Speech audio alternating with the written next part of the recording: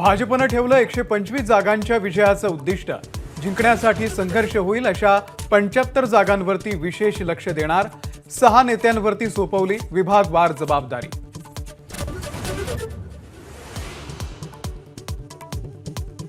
मुख्यमंत्री एकनाथ शिंदे, उपमुख्यमंत्री अजित पवार यांची वर्षा बंगल्यावरती महत्त्वाची बैठक। शिवसेना राष्ट्रवादीच्या आमने सामने येऊ शकणाऱ्या जागांवरती खलबतं। लाडकी बहीण योजनेच्या अहवालावरही चर्चा।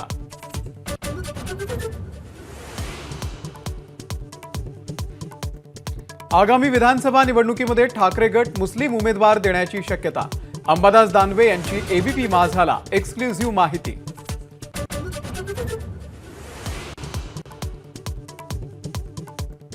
भंडाऱ्याचे काँग्रेसचे खासदार प्रशांत पडोळे यांची पुराच्या पाण्यातून स्टंटबाजी। गाडीच्या बुनेटवरती बसून बनवलेली पडोळेंची रील सोशल मीडियावरती व्हायरल।